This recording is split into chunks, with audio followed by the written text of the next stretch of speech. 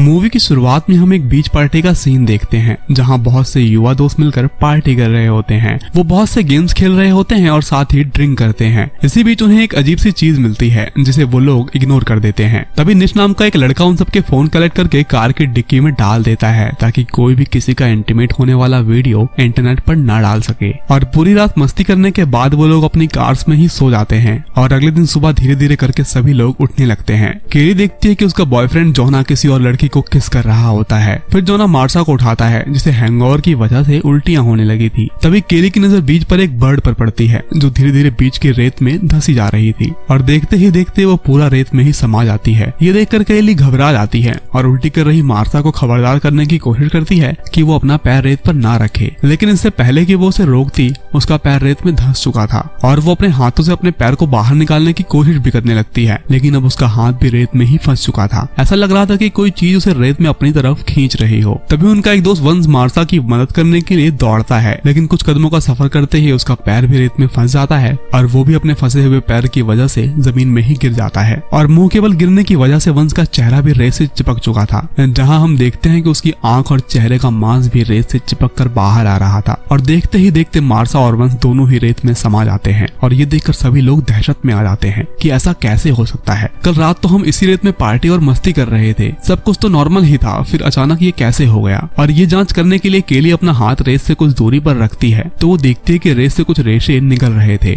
और ऐसा लग रहा था कि वो रेशे केली के हाथ को पकड़ने की कोशिश कर रहे हों। तभी केली देखती है कि कल पार्टी में जो अजीब सी चीज उन्हें मिली थी वो अब रेत पर टूटी हुई पड़ी है, जिससे वो अंदाजा लगाते हैं कि शायद वो किसी मॉन्स्टर का अंडा था और उसके टूटने के बाद से ही यहाँ तबाही का आलम है और अब वो मॉन्स्टर रेत के नीचे छुप गया है और एक एक करके हमें खा रहा है। इसलिए चाहे जो भी हो जाए हम में से किसी को भी जमीन पर पैर नहीं रखना है। इसी बीच वो डिसाइड करते हैं कि हम कार लेकर यहाँ से निकल जाएंगे, लेकिन पार्टी करने के दौरान उन्होंने पहले ही कार की हेडलाइट्स ऑन कर रखी थी, इसलिए पूरी रात हेडलाइट जलने की वजह से अब उनकी कार की बैटरी भी खत्म हो चुकी थी। ऐसे में अब उनकी कार चालू होने का तो सवाल ही नहीं उठता। इसी बीच गिलबर्ट अपने हैंगओवर से उठ जाता है जो कि एक ट्रैश कैन में फंसा हुआ था, क्योंकि इन लोगों ने ही रात में उसके साथ ऐसा प्रैंक किया था जिसमें उसे एक कचरे के डिब्बे में डाल दिया था। और जैसे ही वो उस डिब्बे से निकलने की कोशिश करने लगता है, केली उसे रोकते हुए कहती है कि तुम जहाँ भी हो वहीं रहो, क्योंकि यहाँ सैंड में कुछ है जिससे तुम्हें जान का खतरा है। और यहाँ केली और मिस सोचते हैं कि आखिर इस समस्या से बाहर कैसे निकला जाए, इसलिए वो चेक करने के लिए अलग अलग दूरी पर हॉट डॉग फेंकती है जिससे पता चल सके कि ये मॉन्स्टर कितना बड़ा है और उसकी रीच कहाँ तक है। और ये करने के बाद उन्हें एहसास होता है कि मॉन्स्टर उनकी सोच से ज्यादा बड़ा और खतरनाक है। अब जैसे जैसे दिन निकलता है बीच पर धूप बढ़ने लगती है,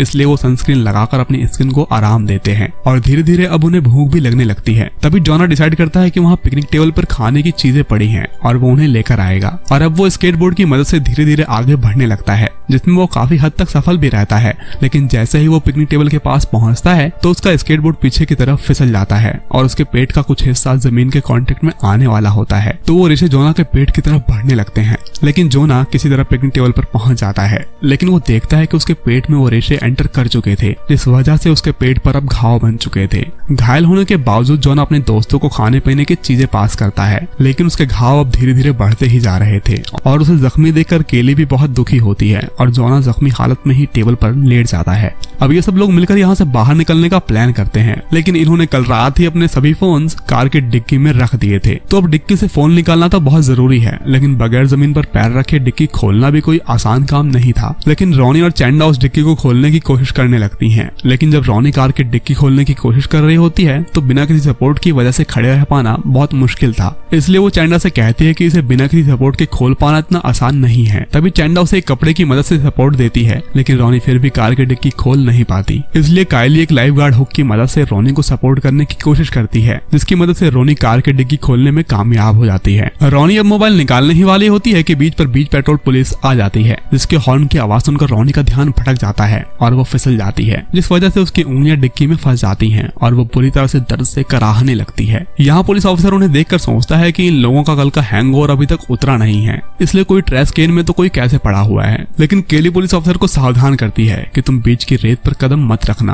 और वो उसे गाड़ी से उतरने के लिए भी मना करती है, लेकिन पुलिस ऑफिसर को पहले ही लग रहा था कि ये लोग नशे में हैं, इसलिए वो ऐसी अजीबोगरीब हरकतें कर रहे हैं। और वो आराम से बीच की रेत पर उतर जाता है और चलने भी लगता है। केली ये देखकर हैरान रह जाती है कि ये आदमी कैसे चल पा रहा है। अब वो बीच पेट्रोल पुलिस ऑफिसर उनकी हेल्प करने की कोशिश करता है और जब वो रॉनी की उंगलियां डिग्गी से निकालने लगता है तो बातों बातों में उसकी बहस केली से हो जाती है और वो चलकर केली के पास आने लगता है और केली से कहता है कि तुम अपने दोस्तों की मदद खुद क्यों नहीं करती। तभी केली उसे बताती है कि उनके 2 दोस्तों की मौत ऑलरेडी हो चुकी है। ये सुनकर पुलिस ऑफिसर कहता है कि 2 लोगों की मौत हो चुकी है, यानी तुमने क्राइम किया है, तो तुम चुपचाप नीचे आ जाओ। तो केली कहती है कि चाहे जो भी हो जाए मैं नीचे नहीं आऊंगी। तभी वो अपनी गन निकालने की कोशिश करता है लेकिन उसके कार की कीज नीचे गिर जाती हैं और वो अपनी कीज उठाने के लिए नीचे झुकता है, जिस पर केली उसे कीज उठाने के लिए मना भी करती है लेकिन वो उसकी एक नहीं सुनता और चाबियों को रेत से उठाने की कोशिश करने लगता है लेकिन उसका हाथ रेत में ही धंस जाता है, जिससे पुलिस वाला पेपर स्प्रे की मदद से मॉन्स्टर से बचने की कोशिश करता है लेकिन मॉन्स्टर उसका पूरा हाथ ही खा जाता है और देखते ही देखते पुलिस वाला पूरी तरह से रेत में धंसने लगता है। और इसी बीच केली वो पेपर स्प्रे उठा लेती है और वो पुलिस वाला पूरी तरह से रेत में धंस चुका था। इसके बाद मिस कहता है कि पुलिस वाले ने चमड़े के मोटे जूते पहने थे इसलिए शुरुआत में मॉन्स्टर उस पर हमला नहीं कर पा रहा था। इससे वो अंदाजा लगाता है कि अगर हम डायरेक्ट रेत के कांटेक्ट में ना आए तो शायद हम यहाँ से बचकर निकल सकते हैं। मिस प्लान करता है कि वो पैर में कपड़ा बांधकर वहाँ से निकल जाएगा और वह चैंडा से टॉवल पास करने को कहता है। चैंडा टॉवल पास करती है लेकिन कैच करते वक्त मिस नीचे गिर जाता है जिससे वो डायरेक्ट सैंड के कांटेक्ट में आ जाता है, जिसकी वजह से वो मॉन्स्टर उसे धीरे धीरे खाने लगता है और धीरे धीरे वो रेत में समा जाता है। और ये देखकर वो लोग बहुत डर जाते हैं लेकिन फिर भी केली हिम्मत दिखाती है और वो रेलिंग की मदद से कार में जाने का फैसला करती है और वो रेलिंग के सहारे ही चल चल के कार में पहुंच जाती है। केली सबसे पहले जाकर अपने फ्रेंड रॉनी की मदद करती है और उसकी उंगलियों को निकलवा देती है, जिससे काफी समय बाद रॉनी को चैन की सांस मिलती है और ब्लीडिंग रोकने के लिए केली रॉनी के हाथों को टॉवल से बांध देती है। और अब वो चारों फैसला करती हैं कि कार से रेलिंग के सहारे अब वो जोना के पास पिकनिक टेबल तक जाएंगी। सबसे पहले चैंडा रेलिंग के सहारे जोना के पास पहुंच जाती है। उसके बाद रॉनी और केली भी वहां पहुंचने की कोशिश करने लगते हैं लेकिन रॉनी केली को बताती है कि उसके हाथ से ब्लीडिंग हो रही है, जिस वजह से हो सकता है कि वो मॉन्स्टर ब्लड स्मेल करके हम पर अटैक कर दे, इसलिए पहले तुम चली जाओ। और इसलिए केली भी रेलिंग के सहारे जोना के पास पहुंच जाती है और उसके बाद रॉनी भी वहां आने की कोशिश करने लगती है लेकिन उसके हाथों में कपड़ा बंधा होने के बावजूद ब्लड की कुछ बूंदें रेत में गिर जाती हैं। पहले तो रॉनी को लगता है कि वो बिल्कुल ठीक है लेकिन बाद में उसे एहसास होता है कि उसके शरीर का एक हिस्सा रेत में मॉन्स्टर ने जकड़ रखा है और इसके बाद रॉनी को भी मॉन्स्टर रेत में खींच ले आता है और ये देखकर उन दोनों को बहुत दुख होता है। यहाँ गिलबर्ट भी बहुत टाइम से ट्रैश कैन में फंसा हुआ था, इस वजह से उसके कोनों की वजह से उसके शरीर से भी ब्लड निकलने लगता है और ब्लड को स्मेल करके उस मॉन्स्टर के रेशे अब उसकी तरफ भी बढ़ने लगते हैं। दूसरी तरफ चैंडा अपने पैरों में कपड़ा बांधकर बीच पेट्रोल की पुलिस की कार तक पहुंचने में सफल हो जाती है और वो बहुत खुश होती है लेकिन तभी वो देखती है कि गिलबर्ट के ट्रैश के केन में मॉन्स्टर आ चुका है जो धीरे धीरे गिलबर्ट को भी अपना शिकार बना रहा है और इतने सारे लोगों को खाकर अब वो मॉन्स्टर काफी बड़ा हो चुका है और ये मॉन्स्टर पलक झपकते ही गिलबर्ट को खा जाता है। इसके बाद वो बड़ा हुआ मॉन्स्टर बीच पेट्रोल पुलिस की कार पर भी हमला कर देता है, जिस वजह से चैंडा गिरकर कार के ऊपर ही बेहोश हो जाती है और इस तरह बीच पर सिर्फ 3 लोग ही बचे थे, बेहोश चैंडा, घायल जोना और केली। और यहाँ रात हो जाती है तब जाकर चैंडा को होश आता है तो केली चैंडा से कहती है कि तुम कुछ ऐसा ढूंढो जिससे हम बाहर निकल सकें।